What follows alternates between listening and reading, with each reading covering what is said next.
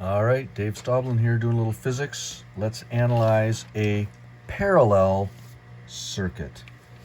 So this is a parallel circuit we're looking at. It has a 6-volt battery. That's the symbol for battery. We'll put negative and positive signs on here. And one of the things that makes this a parallel circuit is that there are multiple pathways. So the electrons flow here, and they get to this point, and there's an intersection, and they can flow two different ways.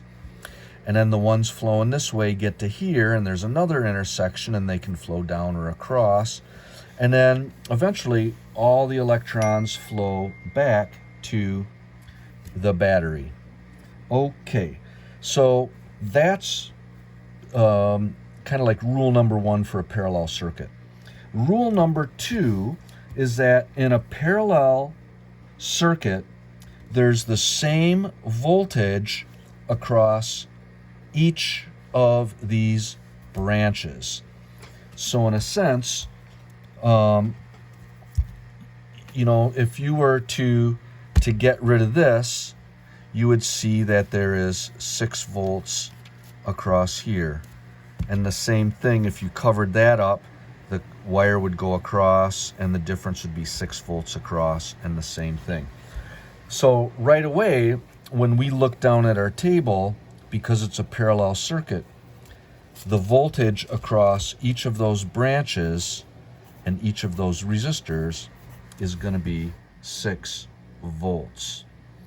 Well, now the next thing is that we can calculate, since we have the voltage and the resistance, we can calculate the current in each one of these branches in this resistance. Now, we can write the formula a number of different ways. We know that V equals IR, or we can write I equals V over R, or we could write resistance equals V over I. And we can use that formula in whatever form helps us. So in this case, the current equals the voltage over the resistance.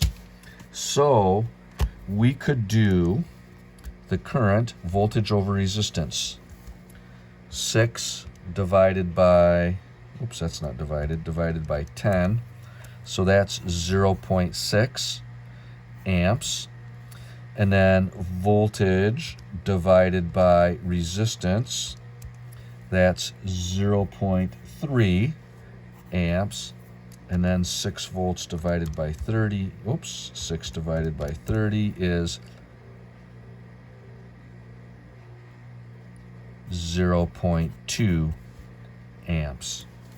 So now we have the current in each one of these branches. I'm just going to write them up here: 0.6, 0.3, and 0.2. Now, the next thing that we know, if we want to figure out the total current in the circuit, we know that the total current divides among each parallel branch, and they add up all together. So the total current in the circuit equals the sum of the current in each parallel branch. So essentially, this current comes around here, 0.6. This current comes around here, 0.3. This comes around here to 0.2. And so at this spot, the current is, 1.1 amps. So that's what it would be through this, 1.1. Now, let's see, what is the resistance? Well, 10, 20, and 30 is 60.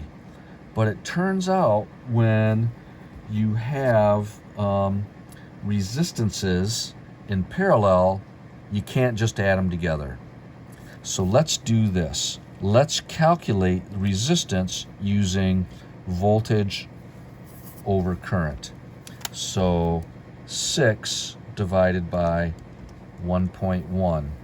So that's about 5.5 ohms. Wow, that's pretty interesting. So what's up with that? How is that current calculated? All right, well, it turns out that when we're adding resistances in parallel, that you have to do some kind of interesting math. And so it works like this. 1 over the resistance equivalent equals 1 over resistance 1 plus 1 over resistance 2 plus 1 over resistance 3.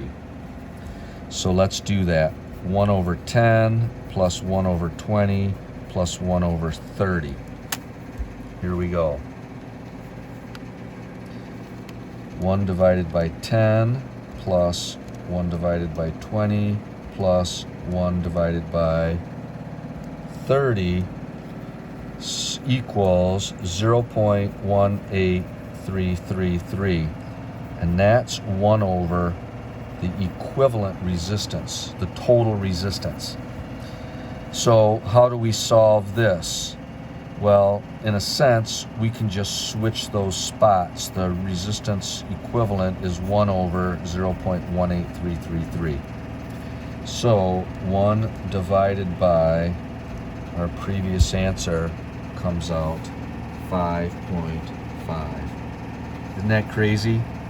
That's the hardest thing.